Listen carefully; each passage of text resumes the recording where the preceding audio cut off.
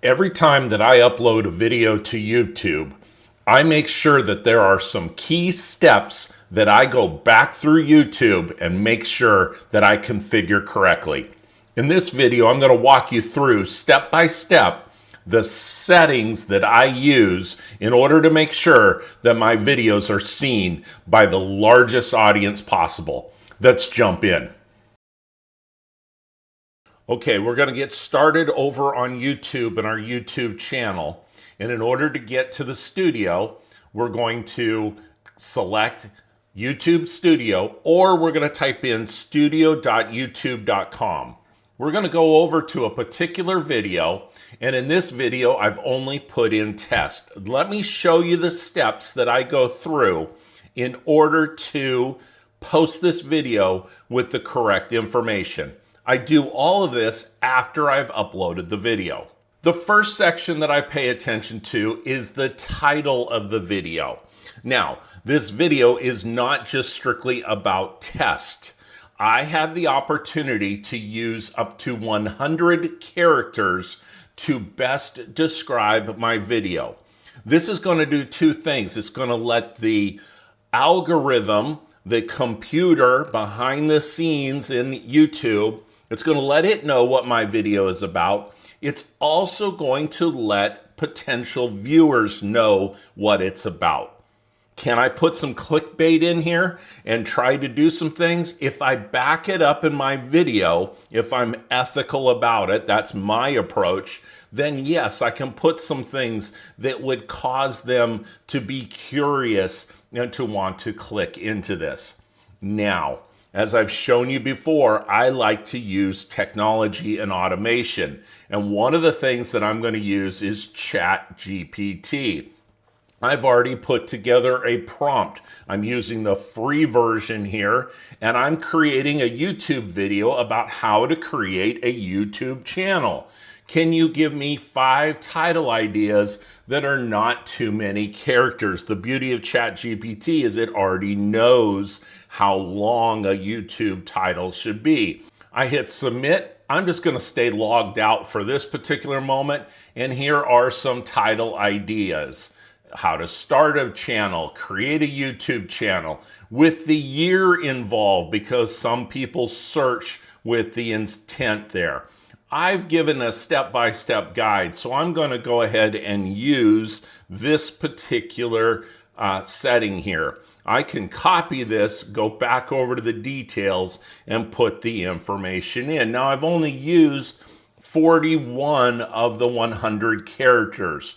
The beauty of this is even if I hit save, even if this was an active video, it's not yet, it's still listed as unlisted. We'll get to that setting in just a bit. But having this information here and changing it, I have the ability to test the waters a bit to see if people are responding to my title and then go in and make adjustments. So you see, the title is very, very important. It is something that tells the world as they're scrolling through the list of videos what your video is about.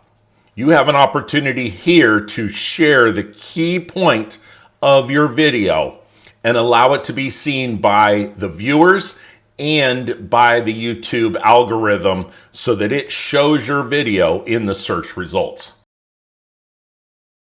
Now the other section, the next section is description, and you could see in the description I already have time-stamp chapters, and I created another video that shows you step by step how to put in time-stamp chapters.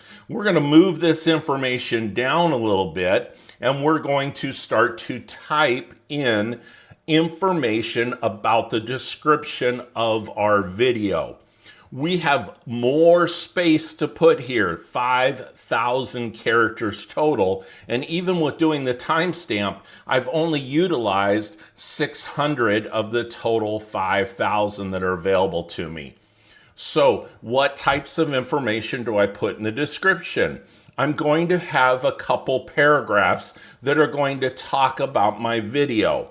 The top information, the top 1 or 2 lines are the most valuable because this is what's seen below the video. If I put in information here and just copy the title a couple times, and I'm doing this on purpose so that you see when I save this information and actually view the video, how the name of the account appears. First details that shows up, the first couple lines, and they have to click on more. It's another opportunity for me to hook the viewer and hook somebody as they are scrolling through or as they click on the video.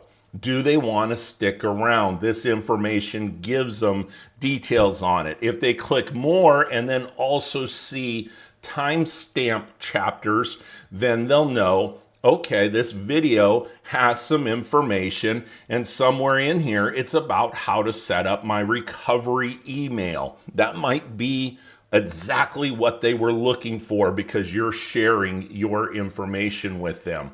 So I can put in details here. The other information that I can share are links that I would put in. I can put in social media links and my URLs to take them to other items. If I'm talking about something within the video, a product that I used that I wanted to link over to let them know what fishing pole I was using, if it's a fishing channel, then this would be the opportunity for you to put that link in.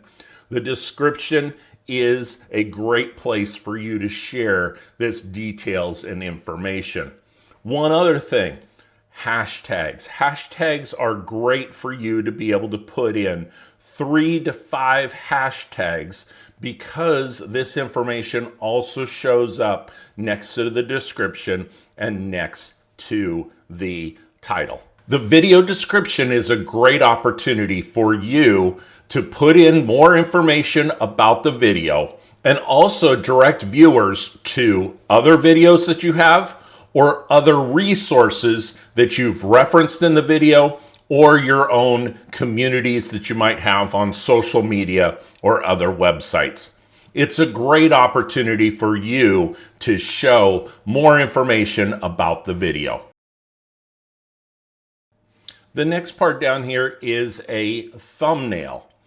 A thumbnail gives me the opportunity to give a visual representation of what the video is about. If we go back over to YouTube itself, over here on the side, and if I go to the main page of YouTube, what you're actually viewing are the thumbnails of the videos that are available. And so it gives me some information, some details that I would know what the video is about. This particular one, if I hover over it, it gives me the first couple seconds of the video. But by just seeing the thumbnail, I know very clearly that this video is about green screens. That would compel me to click on it if I had a need for that particular information. So I have the ability to either upload a file myself, something that I've created in a graphical program, something like Canva, those types of programs, Photoshop. I can auto-generate, meaning that YouTube is going to go through my video and allow it to pick a scene within it. I also have the ability to test and compare, that I might want to put in one that is a particular layout or picture of myself. I want to do a second one. Don't overthink this. It is the opportunity for you, though, to have something that visually represents what your video is about. If YouTube was a physical library, there would be an entire wing devoted to thumbnails and all of the discussions about thumbnails. Should it include this? Should it include that? At first, you're going to feel a little intimidated about thumbnails, but remember, you can always go back into a video and change the thumbnail at any time. Don't overthink it. Just get something up there that expresses what you're trying to convey in your video. The next portion is a playlist, and a playlist shows that you have multiple videos about a specific topic. This would allow somebody to binge watch. They would know that you have posted 7 or 8 videos talking about a fishing channel again that are about bass fishing, that are about river fishing, that are about deep sea fishing, that you've grouped your videos together and that they know I can watch one after another after another. Playlists give you a great opportunity to increase your viewership time. It's very easy to do. You click on the Create Playlist. You can add a new playlist. It will ask you to create a title. These titles can be a little bit longer, 150 characters, because you can explain a bit more about what this series is about. In this case, I am creating a YouTube channel, and I'll have multiple videos about this. I can choose to make this public, private, or unlisted. We'll get into those settings in just a bit. And then I can sort the videos based upon the newest video, the oldest video showing up first, or allow YouTube to show the most popular video, helping to increase viewership time. I just select the information, I hit create, and now I select done. And now this video is associated with the playlist when I click save. Playlists are a great feature that allow you to group together like videos. This way, when your viewers are looking at one video, they know that you have taken the time to cover this topic or this subject with other videos. We talked about visibility, and in visibility you have 3 different settings that you can use. The private setting will only allow individuals that have the URL for the video, this portion right up here. If they have that, if you have mailed this to them, emailed to them, or shared this with them, they're the only ones that can view it. Private videos are not included in the search. They're not included in the algorithm. Other individuals cannot see the videos. If you've included it in a public playlist, yet the video is marked as private, that video will not show up within that list. You'll notice that when I first uploaded the video, the setting that I've done, I've learned this the hard way, is to mark it to unlisted. And by marking it to unlisted, that allows me to come back in and make these adjustments that I'm working on within the video. Unlisted is a great way for you to get everything together before you're ready to actually publish the video. You can publish the video by marking it towards public. If I mark this as public, and then I have the opportunity to either schedule it or to set as an instant premiere.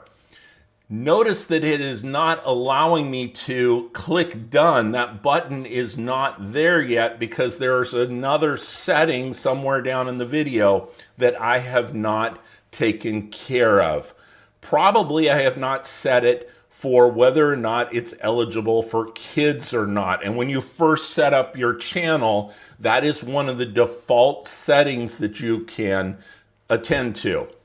I've created that and have that explained in my video about creating a YouTube channel. If I want to set this as an instant premiere allows everybody to know that at this particular time the video is going to go live.